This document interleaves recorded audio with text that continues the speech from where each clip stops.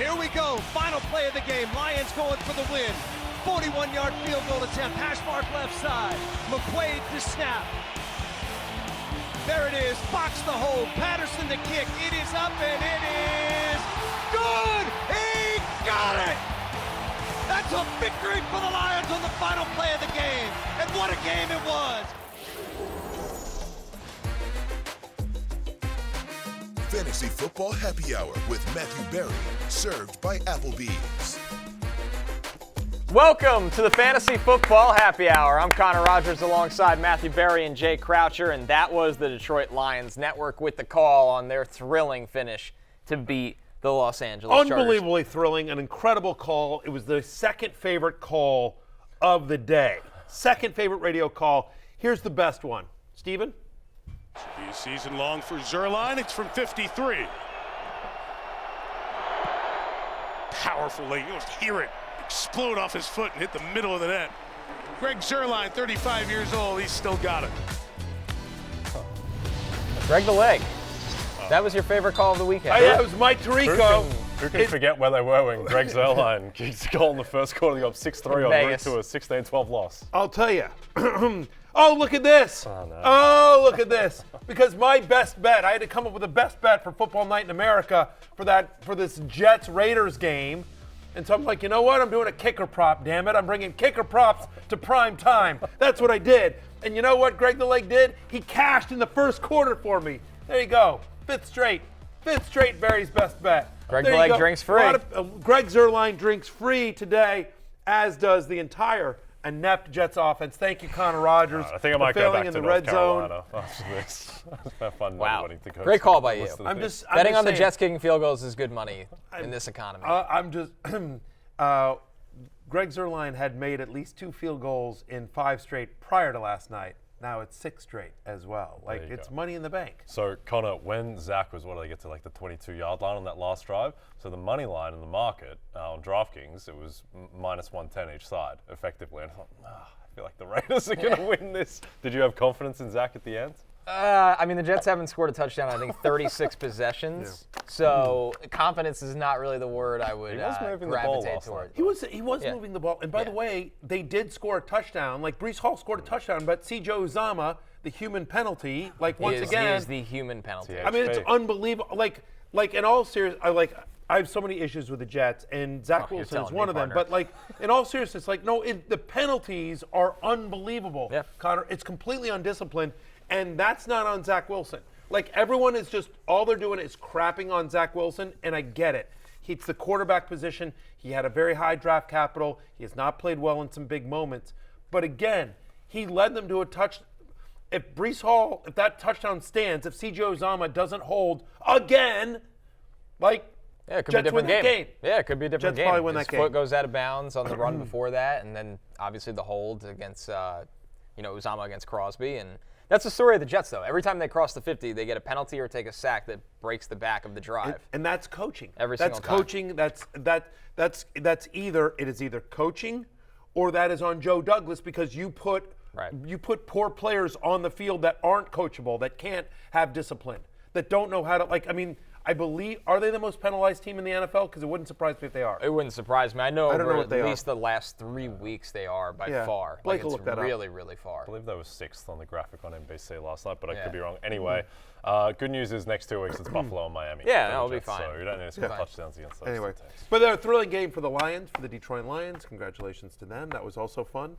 It was a good comeback victory. And another tough loss for the Chargers. As we get into the Rotoworld Player news, for all your player news. Chargers are sort of like the Jets West. Go to NBCSports.com. You are not kidding. High-scoring Jets West. They're the inverse, right? They can score a ton of points. They don't play any defense. And once again, though, they just make wild mistakes. The Chargers, this is the 4th loss this season by 3 points or fewer.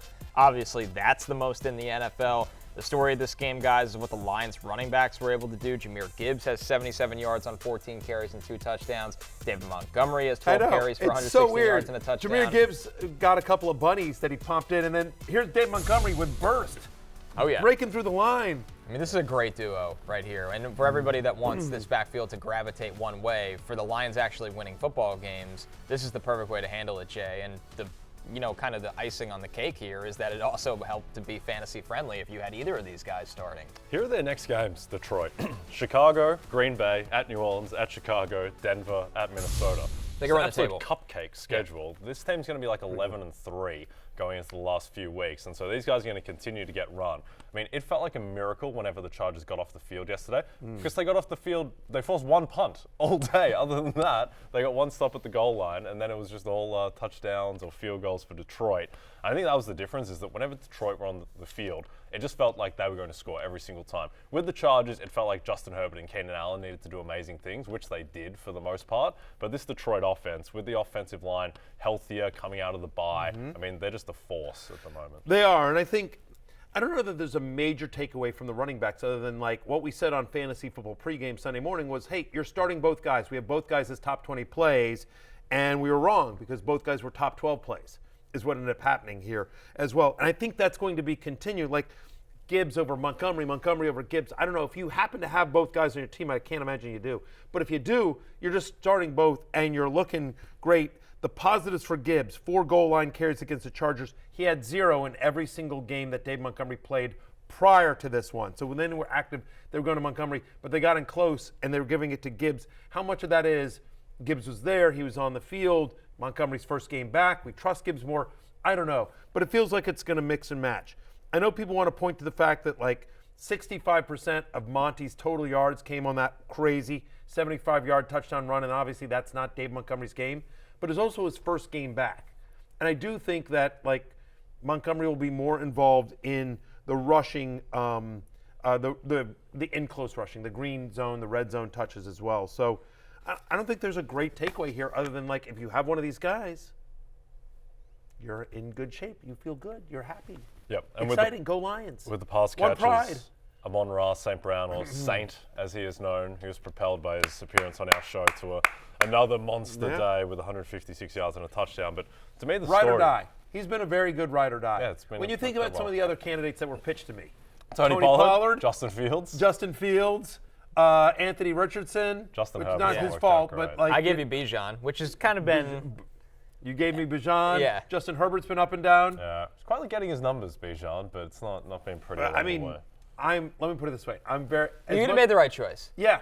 Despite, Gibbs, by the way, Gibbs was pitched to me as well, and it's coming together now, but like the first 4 or 5. Yep. Just before we move off this Fields, game, you were pitched. Keenan Allen, who left the game with an injury midway through, I think in the third quarter, then he comes back. I mean, he's just an absolute monster. 175 yards and 2 touchdowns. His stats on the year, he's been a top 5 wide receiver in the NFL, and his stats undersell him because Herbert missed him on a ton of passes against Kansas City and Dallas. So, 40.5 fantasy points for Keenan Allen. He's been great. I mean, there are a lot of things going in his benefit. First off, he's just a great player, right? So there's that. Plus, because of the injuries early in the season to Austin Eckler, Mike Williams being out for the year, the fact that their defense has been, I'll be kind and just say inconsistent, they've gotten to a lot more shootouts. And so Keenan Allen is really like all they have in many ways. This year, he's got a 31% target share. 31% target share. He's averaging over 8 receptions per game. That's second most in the NFL. He's the only guy. He's the only guy that has multiple games this year with 40 or more fantasy points. Yesterday was one of them as well. Narrowly edging out my guy 8. The Cowboys duo at 2 and 3. Yeah. Before we actually move off of this one, Connor, what do you think of Quentin Johnston yesterday? I mean, making progress and getting more comfortable in the offense. I think it kind of shows the player that he was drafted to be, where you knew there was going to be time. And to be fair to the Chargers, they took a gamble on the ceiling of Quentin Johnston because they had Mike Williams and Josh Palmer to supplement Keenan Allen. And then you see how quickly the rug kind of gets pulled out from under you, Jay. So with Quentin Johnston, I mean, there's some growing signs at least. Got in the end zone. Yeah, he got in the end zone, but overall, it's just he's not. Look at Keenan Allen's volume. Yeah. That kind of tells you everything to know, where they're not leaning on him as a true number 2 yet. Justin Herbert threw the ball 40 times yesterday, and Quentin Johnston got 4 targets. Yep. That's caught all 4 of them. He did catch all 4 of them, but progress. I mean, like, he got less targets than Jalen Guyton. Yeah. Yep. I mean, you know what I mean? Jalen Guyton had 6 targets. Jalen Guyton, by the way, also got in the end zone, 4 for 41. Jalen Guyton had a better fantasy day than Quentin Johnston, and then we're not going to talk tomorrow about you need to go rush and get Jalen Guyton. No. Yeah, I'm still not starting Quentin Johnston. So It's a fairly narrow. It's Eckler, it's Keenan Allen, it's Justin Herbert. That's what you're starting on the Chargers as well. As long as Parham and Everett are healthy, they're basically canceling each other out. let's move over to the Texans against the Bengals. A massive win. Did we mention how good Amon-Ra St. Brown was? Ryans. We did. Are you sure? Yeah, we top talked about 5 Saints. wide Talked receiver about him? finish. Because He's he your was my ride or fantasy die. ride or die. Yeah. Cool. Well, And he's people been that know riding. him call him Saint. Saint. Yeah. Well, he just said people who know him. But he said Amon-Ra. He also, Amon, yeah, everything like that. Amon-Ra St. Brown. I just call him my ride or die. I call him a friend of the podcast. And it's just worth noting that in every game that Amon-Ra St. Brown has played, since he's appeared on his podcast, he's going for 150 he's plus averaged yards. over 30 fantasy points per game. He's averaged over 100 receiving yards. He's been a top 3 fantasy wide receiver in every single game that he's played in since appearing on our show. An improvement for Raheem Mostert's appearance, where 30 minutes after he got off the air with us, they traded for Jeff Wilson. Yes, that is correct. Only way is up. A tough one. All right, looking over at the Texans, who, they beat the Bengals, massive win. The storyline of this game, C.J. Stroud, once again, the first rookie since Cam Newton with 350-plus passing yards in consecutive games. Stroud goes for 356 and a touchdown. He does throw a pick. He also adds a score on the ground here, Jay. Stroud was already a lock on the market for Offensive Rookie of the Year, but now when you look at him, he's trying to show that he's already one of the top young quarterbacks in the AFC. I mean, he's been a monster. I would call people are talking about CJ Stroud for MVP. Like 3 games ago, he got beaten up by the Panthers. Yeah, relax. I don't think he's going to be this guy going forward, but he is incredible. He's having maybe the greatest rookie season of all time by a quarterback. So certainly. He is amazing. And this Bengals defense really is not very good at the moment. Trey Hendrickson's hyperextended his knee. Sam Hubbard was out. So I think, look, there's a few fantasy takeaways from this game, but I think a big one is that the Bengals defense is not scary at the moment. That's correct. But I'm just curious, moving forward for a second. Texans are now 5-4. Yeah. Jacksonville just got their butts kicked by San Francisco. The Colts, okay, whatever. They managed to beat the Patriots, right? And the Titans are done. If the Texans make the playoffs this year, what's a better bet? C.J. Stroud for MVP or D'Amico Ryans for Coach of the Year? D'Amico. D'Amico for me as well. The thing is with MVP, and this is why I was so against Joe Burrow having such short MVP odds, and he still does, is that it's a full season award. And Stroud has games on his resume. He was 16-24 and did nothing against the Panthers. He did nothing against the Ravens in week 1. It's just we're focusing on these last 2 weeks. Joe Burrow has a 0% chance to win MVP now, just about. Stroud will have his lumps. He will not throw for 350 yards every single game. I think that their award will be Stroud Offensive Rookie of the Year. The thing with Ryans, too, is that he's a defensive coach and they don't have a great defense. It's CJ Stroud's team to me. And I think ultimately it'll be Dan Campbell or our man Kevin O'Connell for Coach of the Year. Yeah, I would agree with that. But I'm also curious, by the way, who is MVP? Because I have to tell you something. If he wasn't named Patrick Mahomes and you just looked at the numbers, well, I think your MVP is going to be the winner of that Monday Night Football game next week, which is an epic of Philadelphia at Kansas City. The thing with Mahomes is that you're projecting that he's going to get better the rest of the way because he's Patrick Mahomes. And it's not like his stats are bad. It's just they're not elite, but they should get better as the season goes on. He's got a lot of easy matchups. He just hasn't been great the last couple of weeks. Mahomes hasn't been. You know what I mean? It's actually been the defense that's bailed him out. Yep. Again, we grade Mahomes on a curve because he's Mahomes and he's so brilliant. And so, he gets judged harsher than normal quarterbacks, you know what I mean? But he hasn't been up to Mahomesian levels the last couple of weeks, I guess is the way I would put it. Yep, Lamar Jackson, not a great day either yesterday. How about Myles Garrett? Myles Garrett. Yeah, right. They got a 1 seed? I don't know. AJ Brown still hanging around in there. But just to finish up this game here, Stroud absolutely terrific. Again, locked in as a QB1 the rest of the way. He's had at least 19 fantasy points in the majority of his games so far this year. He leads the NFL in passing yards per game as well. And he did this all without Nico Collins. To me, the takeaway is, fine, he had a bad day on the road at Carolina. But when you think about the fact that they play Arizona at home, a Jaguars defense that suddenly doesn't look nearly as scary, then home to Denver. They've got 3 straight home games, and then they're at the Jets, and we'll see what the Jets are like a month from now. But I don't see any reason why C.J. Stroud doesn't continue his run. Tank Dell. I think the biggest 2 takeaways here for me were Devin Singletary and Noah Brown. We always knew Tank Dell was a thing. We liked Noah Brown as a sleeper. We talked about him on Fantasy Football pregame. I tweeted it out when Nico Collins was out, but did I expect him to have a second straight game with over 150 receiving yards? I didn't. Noah Brown is, if they're going to be this pass heavy, Jay. Yeah. I mean, you're a big Noah Brown guy, aren't you? Well, he's overtaken that slot role on a team that is going to run terrifically. And when we get into the waivers tomorrow, I'm sure we're going to mention Noah Brown again. They play Arizona. Yeah. They're home to Arizona. Yep, 5.5-point favorites in that one. Just last thing before we move off, just with the MVP thing, is the best stats of anyone by now in terms of the advanced quarterback stats is Brock Purdy. And he has a stench on him at the moment. If he beats Philadelphia in a couple of weeks in Philly and he beats the Ravens in prime time, all of a sudden, I would not write him off. And he's 30-1. And he's on, I think, the best team in football, and he has the best stats. Yeah. Huge game for Devin Singletary. We'll see if Dameon Pierce comes back here, but this is another one where I don't know that you put that genie back in the bottle. Like, he ran well. Motor Singletary ran like a young Matthew Berry out there. Motor Berry. That's what everyone's saying. That's what everyone's saying. You gotta stop saying The that. volume was just insane. Well, some people, not me, I'm not saying it, but some people are saying that. But as you see the highlights here, like, he's running with authority. He's running downhill, as they like to say. That's what they say. Motoring downhill. Yeah, motoring downhill. And again, Arizona, Arizona, next up, it's a really nice run schedule coming up the rest of the way as well. Jacksonville, Denver, Motor Singletary, back on the legit flex play. Yep. If for somebody who has a lot of Dameon Pierce this year, I'm nervous because I don't think he gets the job back even when he comes back. Like, it feels like it'll probably be like 65-35 in favor of Singletary after this performance. It's the first time all season they've run the ball at all, so I don't think they're going to go away from that. On the Bengals side of it, we kind of sat here and wondered what it would look like with the injuries they've dealt with at wide receiver. A big day for Tyler Boyd. He catches 8 of 12 targets for 117 yards. As you see the Bengals. But he didn't catch the one that counted. Yeah, that was it. He loses the touchdown on one he really should have had. Trenton Irwin gets a touchdown in this game. But yeah, you're right, Barry. That separated a good day from him being one of the best wide receivers in fantasy this week if he just catches that touchdown. Very quietly, he's had over 13 fantasy points now in 3 of the past 4 games.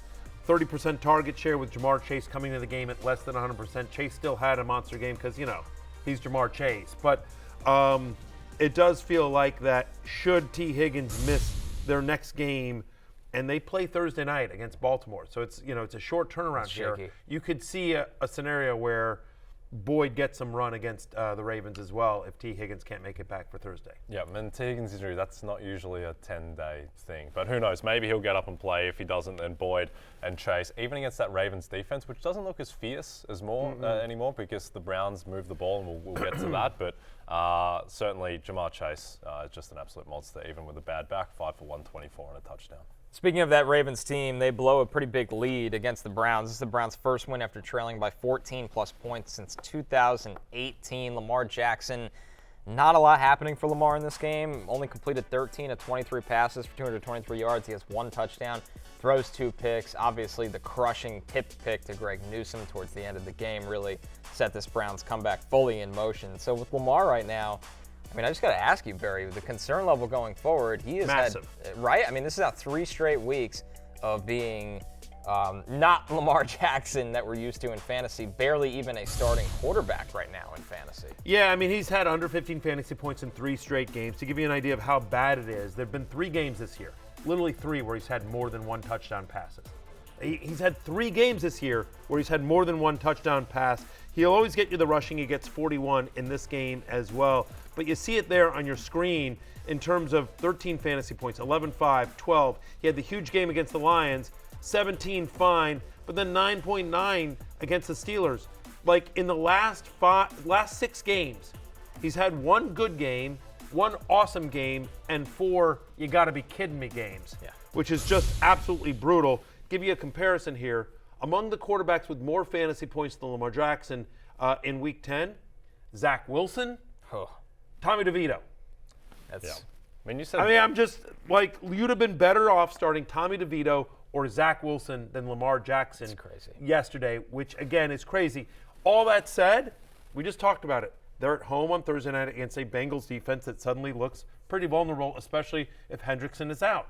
Yep. And the thing with Lamar, too, you said 1 good game in the past 6 weeks. It's one good game all season. That's the only time he's gone off, was that Detroit game where he looked amazing, and he won every mid-season awards MVP column because he's Lamar Jackson and the team was rolling. He hasn't been that good this season, and now a lot of that is drops, and if they just caught passes, particularly against Pittsburgh, his stats do look different, but at the same time, it just hasn't really clicked in this Todd Monken offense yet. They've been playing really great defense, like elite defense, and they're running the ball well. Yeah. Right? And which leads us to the fact that, like, hey, Keaton Mitchell, poster boy, Michael Smith's poster boy of fantasy football pregame. We had fun with it just because he's been talking about him for so long.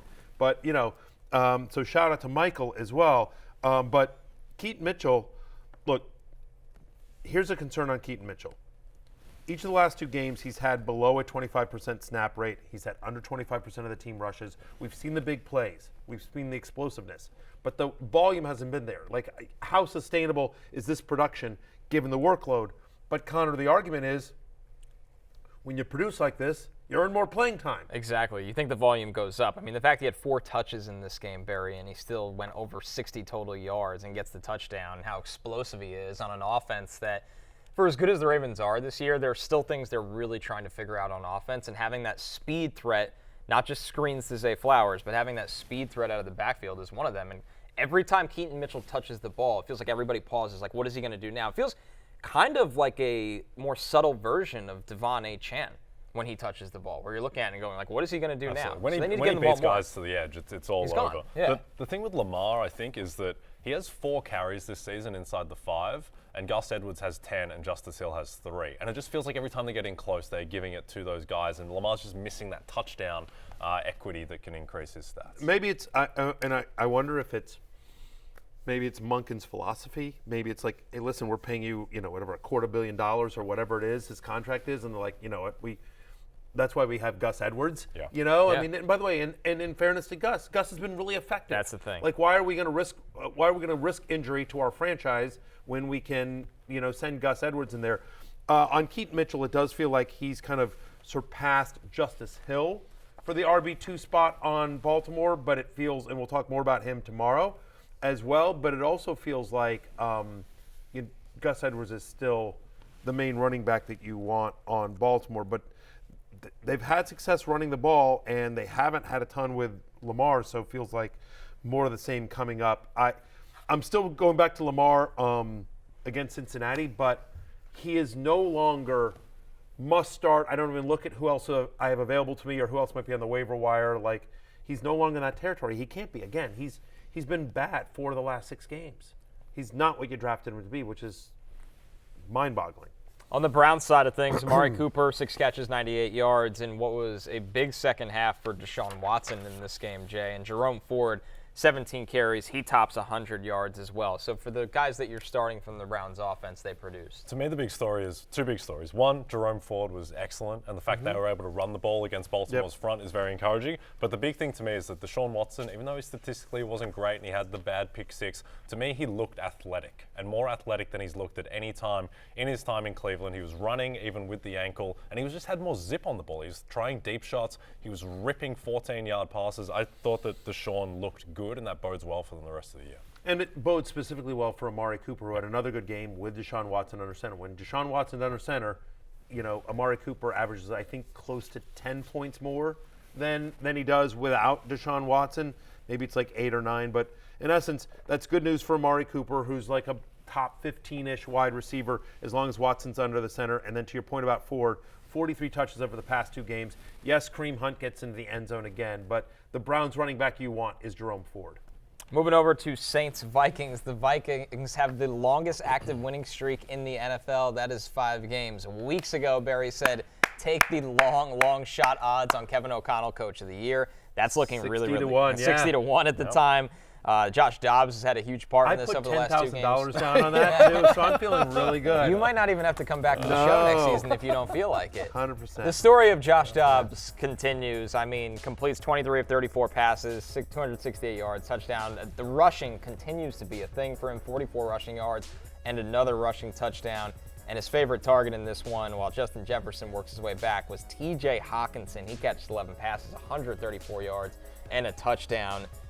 So just a monster day for the Minnesota offense. And the resurgence this team has had. They lose Kirk Cousins, and the energy Josh Dobbs has brought has made the Vikings a very relevant fantasy offense again. And there was a report last night talking about how Hockenson and Dobbs worked out in the offseason together. So, like, that they're buddies prior to Dobbs coming to Minnesota. So the fact that, by the way, Hawkinson's also really good. Yeah, so, that helps. And Dobbs is very smart. So it makes sense that he's going to get him here. But, yeah, Josh Dobbs enters Monday Night Football as the third best quarterback in fantasy. Over his last 3 games, he's the 5th best quarterback in fantasy. We talked about him on Fantasy Football pregame. We've talked about him a lot since he honestly came onto the scene in like week 2 in Arizona. We're like, because of the rushing, he keeps it up there. And I will tell you this, in our show league, Jay's team is fraudulent. Yes.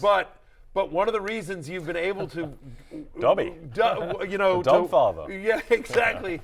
One of the ways you weasel your way to like 7 wins in our league is thanks to Josh Dobbs. Yeah, well, we were talking about it beforehand. My team was built around the Pittsburgh Steelers offense, which is terrible, but I've taken on the identity of the Pittsburgh Steelers. Find a where way. I've been a fraudulent 3-loss team, and it's basically Steelers and Josh Dobbs. And Josh Dobbs is really carrying me at the moment. I do think Josh Dobbs is not fraudulent, though. At least 40 rushing yards in 4 of the past 5 games and 7 to 10 games this season. The rushing with him is real. It's a pass-friendly offense. That is real. And he's got some weapons in Hockenson and Addison. And, oh, by the way, There's a big next fella week, coming back. Yeah. Justin Jefferson should return. So That'll help. yeah, I think if you have Justin Jefferson, I think you can feel confident. By the way, we talked about the Vikings' upcoming schedule as part of the Kevin O'Connell for Coach of the Year conversation. Like, you have a QB1 on your team. Yeah. Like, I wouldn't be like, I'm just, I'm doing it with smoke and mirrors. Like, Josh Dobbs is a legit QB1 streamer the rest of the way. Yep, I agree. And to me, when he's throwing to Hockenson, it reminds me of Brock Purdy throwing to Brandon Ayuk, where they just have this chemistry, the touchdown over the middle, over the linebacker before the safety gets there. I think was a good indication of that. But what do you think of Dobbs, Connor? Do you think this is going to last? Or what were his flaws? Like, why has he failed in the past? Honestly, decision-making early on in his career, even when he played for Tennessee, it just felt like he'd have that bonehead throw or bonehead mistake that was too common that would kind of be a back-breaking play. And it feels like he started to limit those. He's getting more playing time. But the improvising has totally changed his game. The threat of him consistently as a runner has opened things up for him as a scrambling thrower. And now he's in an offense where he's got weapons. And when Justin Jefferson returns, forget it. But he's confident in throwing to Hockenson. We saw, and we'll get into the varied run game here in just a second, Dobbs is a playmaker in a league with a coach that understands how to utilize a playmaker. This isn't just a static drop-back passing offense anymore. He went to Pittsburgh. Ben Roethlisberger's there. He's obviously kind of offset Roethlisberger. Then he gets traded, I want to say, to Atlanta off the top of my head. He went somewhere else, and then, but then in Tennessee, he gets traded he's got 2 weeks to again, same sort of thing. And that offense wasn't predicated in the way that with Arizona, maybe like it's one thing like, hey, you just got here, and with Tennessee, that was like Josh Dobbs' like first real shot, and the playoffs are on the line, and it's a very conservative offense. Then he goes to Arizona. He was in Cleveland's camp, and they're like, we're going with Deshaun, and we like DTR as a backup, so we'll ship you off to Arizona.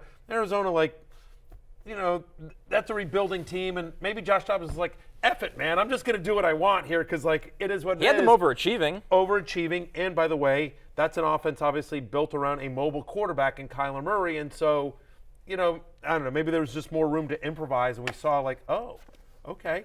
And just getting more reps. Josh Dobbs is a baller, man. Yep, he is. And I think also a fun follow on TikTok. Yeah, I saw that, yeah. Content machine. I think a 2 or 3 pick game is going to come at some point just because of the decisions he makes, but the rushing gives you such a high floor, and he is pulling the trigger on these touchdown passes as well. The Vikings backfield, Alexander Mattison only had 8 carries in this game. He exited in the third quarter with a concussion. Ty Chandler gets a touchdown, so actually a decent day for Ty Chandler on the ground in this one. He had 15 carries for 44 yards, most importantly that touchdown. I don't know what you guys think. When Ty Chandler gets opportunities, I actually think he looks pretty explosive. Looks more explosive than Mattison. It makes you wonder why they just completely buried him the first 2 months of the season. And by the way, the Jets bailed on him too. I forget his career path. Connor. I mean, once again, not an opportunity. So well, listen, he's going to get an opportunity now. We'll see if Mattison can clear the concussion protocol. But prior to Alexander going out, Chandler had he was playing 35% of the snaps. He had 35% of the team's rushes. We'll talk about him more tomorrow during the waiver wire, but he'll be a popular pickup, especially, obviously, if Mattison can't go when the Vikings play Denver right here on Sunday Night Football. on NBC and Peacock. I'm a company man. Actually, Josh a compelling Dobbs. game now. No, Jefferson. Yes. Jefferson's return, Josh Dobbs, and we'll see what happens. Broncos in are Denver competent tonight. again. I don't think this is a given that Buffalo wins this game tonight. Denver out of the bye, like they've looked better the last couple of weeks. Buffalo has some issues. I have earlier in the week I was able to grab Denver plus 7.5, which I like quite a bit. Yeah, now it's down to 7. Yes. Yep. On the other side of this game with the Saints, Derek Carr unfortunately gets carted off in the third quarter with the right shoulder injury, but Chris Olave's day salvaged by Jameis Winston coming in and looking like Buck's 30 interception version of Jameis Winston. 88% of Olave's production in this game came when Jameis came into the game. He's just out there chucking it, Jay. The thing there is the average depth of target with James. Like, he throws it down the field. Chris Olave loves to get down the field, and it seemed like they had a really good connection. This is the best game from Chris Olave in a while. Michael Thomas gets hurt as well, which helps Chris Olave's target share. This year, when Jameis Winston's been under center, Chris Olave has a 35% target share compared with just 25% for Derek Carr. And to your point, there is a bit of YOLO to Jameis Winston's game that isn't there with Derek Carr. Now, they're on a bye next week, so we'll see if Carr comes out healthy 2 weeks from now when the Saints return to play the Falcons. But I will tell you that, again, you never root for injury. You know you won't. But if you are a Chris Olave manager, you're hoping they make a change at quarterback for whatever reason and that Winston is under center because Olave has been better fantasy-wise with famous Jameis. Our final game here, Falcons-Cardinals. The Falcons have lost 3 straight games combined by 10 points. Shout out to Lawrence Jackson. He gave out... Lawrence Jackson. Lawrence Moneyline Jackson. Yeah, Lawrence Moneyline Jackson. Gave out Cardinals Moneyline Yes, in he this did. one on Wednesday when we do our line alerts here. And Kyler Murray comes through. Kyler Murray's return, 19 completions, 249 yards. He throws the pick, but he also has 6 carries for 33 yards. And really aids Trey McBride in the pass game, Jay. I think the key is just that he looked exactly like Kyler Same Murray. guy. He looked Right. super explosive. He was not afraid to rush the ball. He gets in the end zone for a touchdown. Early drive, he goes for a big run. So I think that he is just all the way back, and you just treat him like he's the Kyler Murray of years past, who was, in previous years, a top 4 fantasy quarterback. We've been talking about him for a while, just saying, hey, he's going to come back. This is a guy that's averaged over 20 fantasy points per game throughout his career, including all of last year. Now, I'll say, I had him on the hate list this week because I was just I want to see it first. I had him at QB 15. He goes into Monday Night Football as QB 11. If Allen and Wilson have big games tonight, he'll be QB 13. And all right, pretty close there. But like I said, I wanted to see it first before I was willing to just risk him immediately going into my lineup. Well, we saw it. And Jay, you're 100% right. He looked like Kyler Murray. 54% of his fantasy points came from the rushing, which has always been a big part of his game, NFL-wise and fantasy-wise. And there was no hesitation with him. He was willing to just immediately duck and run, and that was one of the concerns is off the ACL. He hasn't played in almost a year. Will he have concerns and try to be limited in his rushing? Not at all. No. He was Kyler. On the other side of this for the Falcons, we get what we begged Arthur Smith for. Trey McBride, by the way, I know Yeah. you mentioned him quickly, but Trey McBride, I just want to mention this sentence. There's the only tight ends that have had multiple games with at least 8 receptions and 90 yards this year. Travis Kelce and Trey McBride. He's in that top 5 conversation. Right? I mean, in terms of Trey McBride. Again, without Zach Ertz, he's just a total funnel in terms of targets. Tough game for Hollywood Brown. Hopefully better days ahead for him. I thought he would have a better day than he did. And that's what McBride was at Colorado State. He was their offense. I always say this. For a tight end to be the offense in college is insane. It's weird how long it took for Arizona to lean on him. Yeah. But I'm glad we're here. Not because Zach Ertz got hurt, but glad for McBride. This is legit. Trey McBride Very is legit. He's a really good pass catcher. On the Falcons side, Bijan Robinson gets 22 carries, 95 yards. He gets a touchdown. I just worry, guys, since the Falcons lost this game, does Arthur Smith now get his Back way? to 11 carries like Bijan and next go week? back to Jonnu Smith, 4 carries, and Desmond Ridder's going to start a quarterback, and on and on and on the cycle goes. I don't know. It's insane. I mean, they're on a bye next week, so we'll see. But here the positives are he got 2 goal line carries. Algier still got some too, but he did get 2 goal line carries. Weeks 1 through 9, he had 2 total goal line carries. So he doubles his season total. I mean, it's all mind-boggling. I'm happy the Falcons lost because, obviously I'm anti-Arthur Smith here. But I'm glad Bijan. Their misery. I'm glad Bijan played well with over 100 total yards, 23 touches. When he gets work, he's had 6 games with 15 or more touches this year. He's averaging over 17 fantasy points per game in those games. When he gets work, he's good. Arthur Smith. Anyway, the reason they lost that game is because of Arthur Smith. This is what I believe happened, though. For those listening, it's a tweet. While Arthur Smith wasn't looking, Bijan Robinson snuck onto the field and easily scored a rushing touchdown. Parentheses, I'm assuming that's how that happened. It doesn't make sense otherwise. I can't imagine Arthur Smith said, get in there. Never again. I just assume Bijan did one of these, like, Coach, what's that? And then Coach looked around and, and they're like, He probably went, Coach, what happened to Jonnu Smith? And Arthur went like, what? Wait, sprinted what's down. What's our goal to go play now? And then next thing you know, it was there, and then they scored, and Oh boy. whole thing. I mean, It's if he gets 17 carries a game, he's the top 5 running back in fantasy. right, which is what you dropped him to be. There. We just don't know. So back to the drawing board for the Falcons again. They are on a bye, but then they come back and play the Saints, the Jets, the Bucks, and the Panthers. So a lot of NFC South action. Yeah, and we'll see what happens with Desmond Ridder and Taylor Heinicke, with Heinicke being injured. Yeah, I think think it you're rooting changes for a ton. Heinicke. Let's take a look at the injuries we're tracking. Yes, Notable this is one of Week them. 10 injuries. Derek Carr, the shoulder, concussion. Deshaun Watson dealing with a lower body injury. Alexander Mattison has the concussion. Michael Thomas with the knee. Taylor Heinicke with a hamstring injury. Gerald Everett has a back injury, and Jalen Hyatt left the game for concussion protocol as well. So some key ones that we will track on the Fantasy Football Happy Hour throughout the week. Yeah. A lot of people are saying that when Hyatt left the game, that was why DeVito struggled. That's what I've heard. Yeah. That's No when the deep Cowboys threat. really ran away. Right. With It was a game, and then unfortunately they lose Hyatt to the concussion, and then just didn't seem like they had a plan. 16.5-point spread, a real sweat. We're going to our first break when we're back. That was my bet on Wednesday, by the way. Yes, it was. I said This that's is way too low. Weekend Way too Warriors, low. Sunday It closed Scaries. at 17.5, and Right after this. they doubled that. Did you do some lobbying to get back out there for the Yeah, I suck. Everyone else on the team scored, except for me. No, that means a lot to me for them to keep me in at the end of the game there and try to give me that record. But hey, I'll take a huge win. Weekend Warriors. That was Christian McCaffrey. You heard him. He said, I suck. Because everybody else kind of got a piece of the pie in this offense. Brock Purdy throws for 3 touchdowns, 295 yards. A big day for the San Francisco offense. A big day. We had a really good early line alert, now that I think of it. Yeah. I had San Francisco -3 over Jacksonville. I had Steelers -3, that covered. We went by 4 the for 4. skin Yeah. of its Four teeth. for I took the Cowboys -16.5. Good job, fellas. Yeah. And It Lawrence just- said Lawrence took Money line. Cardinals money Arizona. line. There you go. You love We're to see making it. you money. And you love to see Brock Purdy. You can send 10% of your winnings to NBC Sports here in Stamford, Connecticut, care of Matthew. Where would that Barry, go? I will dish it out. You can trust me. Just send all the winnings to me, and I will distribute it among the Popcorn staff. machine sharing. for the studio. Yes.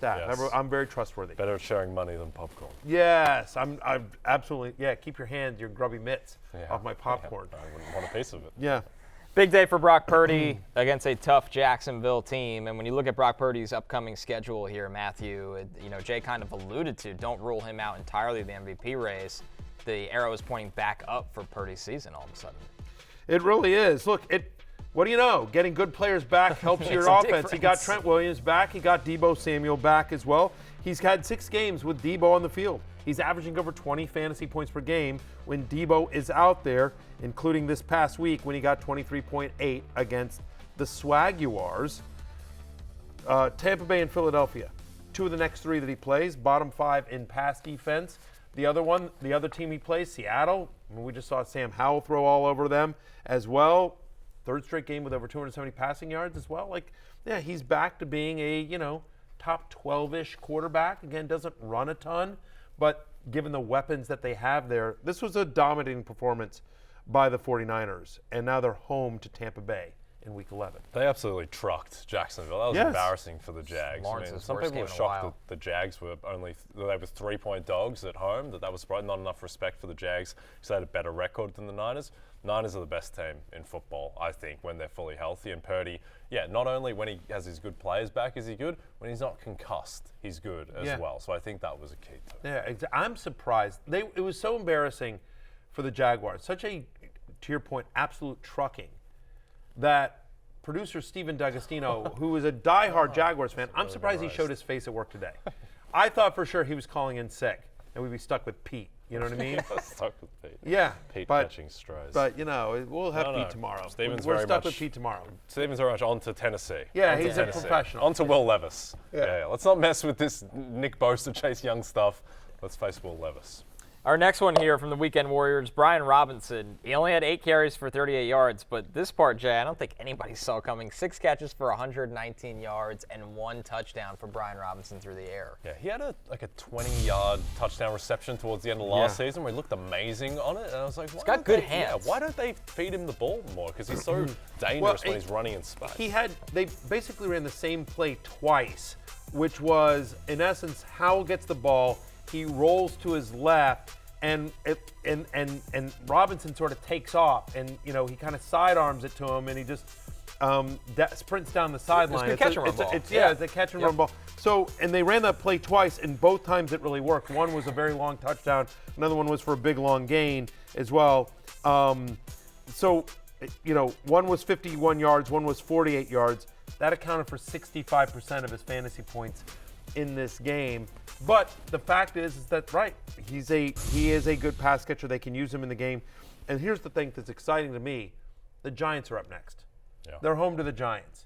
Now, make no mistake, the Commanders will lose this game because that's the kind of team they are. We always lose to the Giants. We always get screwed. Tommy DeVito's going to have the game of his life. Make no mistake about it. But Bijan Robinson should be effective against the Giants. You've got to feel great about Sam Howell. I think he's legitimately good. He's a legitimately good quarterback. He's leading the league in passing yards. I know they throw it at an insane rate. By the way, second is CJ Stroud. So good luck if you had a bet on that top two before the season. Could have had whatever odds you wanted. But no, he looks legitimately good. By the way, so in our show league, my 2 quarterbacks are Sam Howell and Jalen Hurts. And I didn't have Jalen Hurts available to me yesterday. And so I don't have a third quarterback. My third quarterback was actually Tannehill, the 12-team 2-quarterback league. So, and he's gone, and I, because I've been in first place for so long, I didn't have somebody like Levis. It's been hard for me to get people on the waiver wire. And I played Connor head-to-head. Connor had an amazing game, 180 points he puts up. Second highest scoring in the league. Second highest scoring in the league. By a good margin. By a good margin. You put up an unbelievable, and yet I lost by 8 points. Wow. 8 points. Thanks to future Hall of Famer Sam Howell. The story of my season is I beat Connor the week before, but I scored about 130. Yeah. I still got the W somehow. Yeah. It's one of those seasons for me. I drag everyone down to my level, and the Steelers. Yeah, you really are. I said it at the draft. I don't know what you guys should not have let me get. I started off with Hurts, and you shouldn't have let me get my guy Aites and my guy Amon-Ra St. Brown. You let me get my ride or die and my boy Aites. I said the same thing about me and Dalton Schultz. You should never let me get Dalton Schultz, and then I cut him, unfortunately. I want to ask you a non-fantasy question. Yeah. If the Commanders move on from Ron Rivera, 1, would you give Eric Bieniemy a head coaching look, or 2, would you do everything you possibly can to make sure he stays on as the OC with the new staff? That's a great question. It depends on who the head coach is. Yeah. I mean, in all seriousness, because here's you get Ben Johnson. Right, that's what I was going to say. One of the guys I kind of want is I want Ben Johnson. Because I think Ben Johnson's going to be a head coach next year. He's going to be. And it's his offense wherever he goes. Right, exactly. So, but if you got, I don't know. But Mike McDonald, the Ravens DC, who's a hot name right now. Or Jim Schwartz or something. Yeah. Right, exactly. Then, do everything you can to keep Bieniemy 100%. But, yes, I think to your point, yes, I think Sam Howell has proven, and just to bring it to fantasy, if you have him in Dynasty, I think you're excited about it. I think Sam Howell has proven he's a legitimate NFL caliber starting quarterback. Our next weekend. There are flaws in his games, but he does enough things every game where you're like, all right. Yeah, make some next level throws. Okay. Hey, now, I can dig that. You're almost Josh Dobbs-esque. Yeah, no. Anyway, Okay. I love future Hall of Famer Sam Howell. I've been on, you guys all mocked me in the preseason saying I'm being a homer, and I was being a homer, but I was a correct homer, and that's the important part. All right.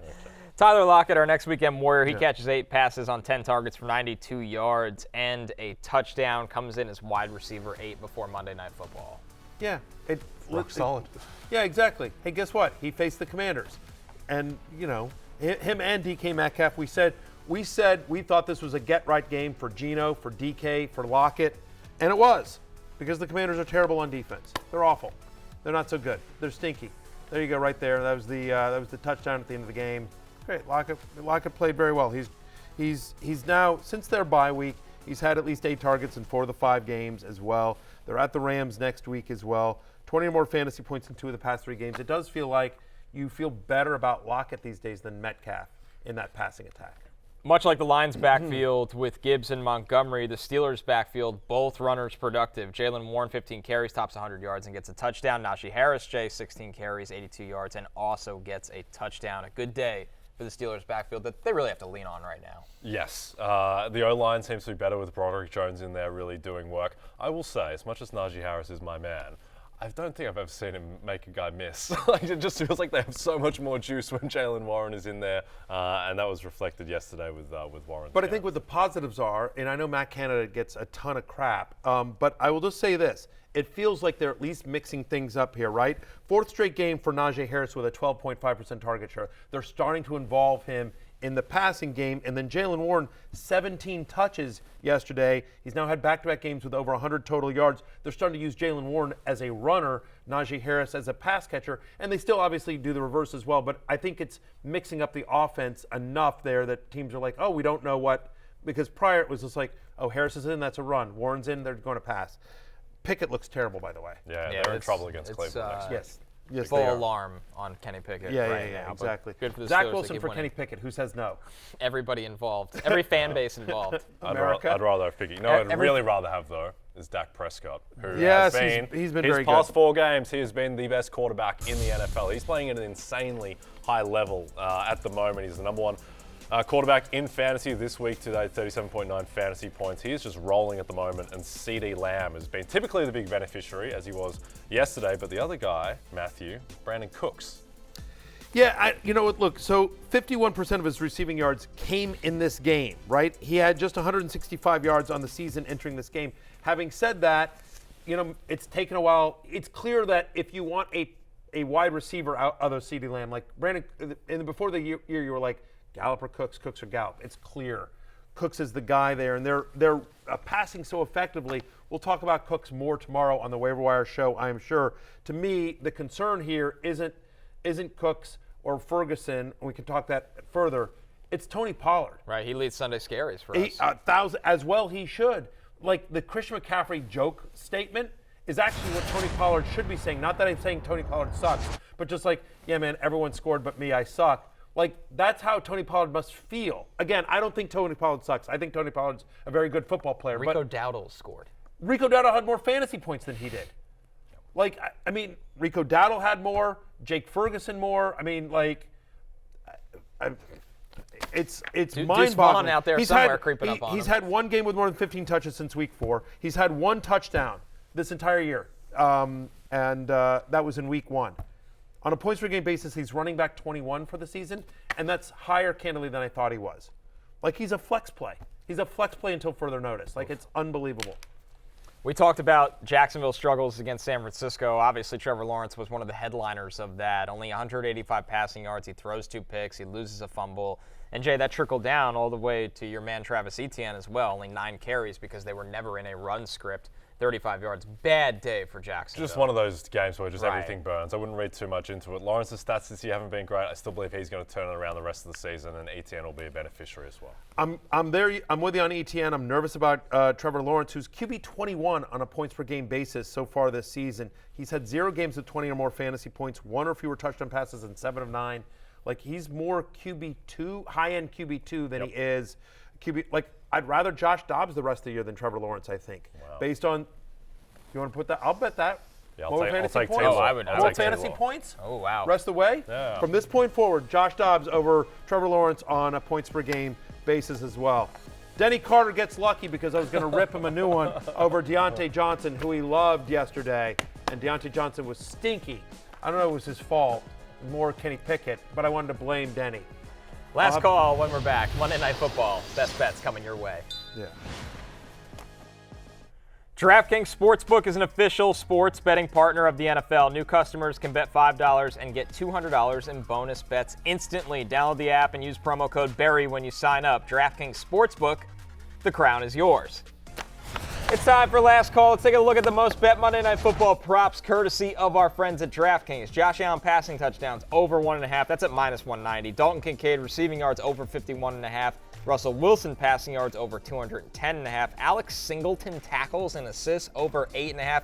You sickos. That's at -175. Stephon Diggs alternate receiving yards 50+ at -700. Who's making these bets? I don't know.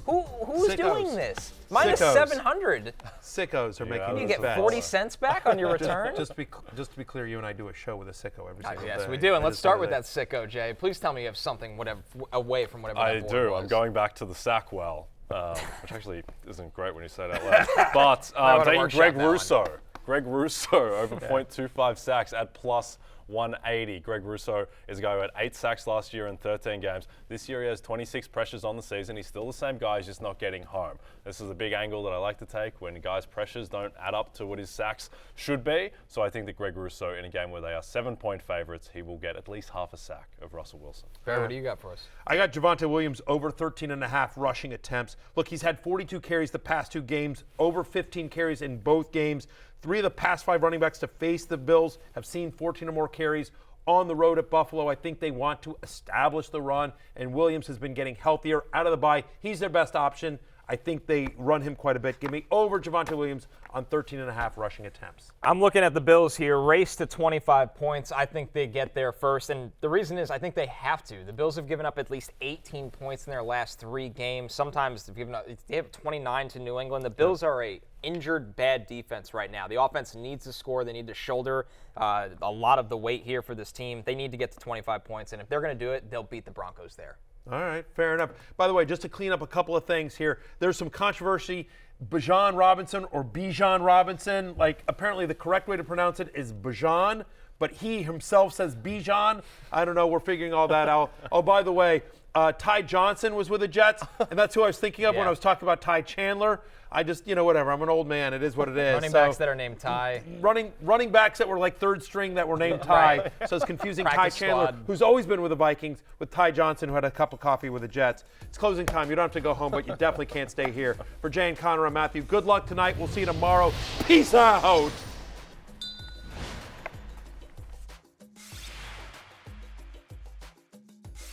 Hey, it's Matthew Berry from NBCSports.com and Rotoworld.com, and I want to thank you so much for watching whatever it is you just watched, or if nothing else, being too lazy to click out of the autoplay after this video started, after whatever it is you actually wanted to watch finished. But now that you're here, I'd like to take a moment here to ask you respectfully now, okay? I'm asking you respectfully to subscribe to the NFL on NBC YouTube channel. You'll get the latest Rotoworld fantasy news headlines, all sorts of great shows, including my own Fantasy Football Happy Hour. So go subscribe now. Again, I'm asking respectfully.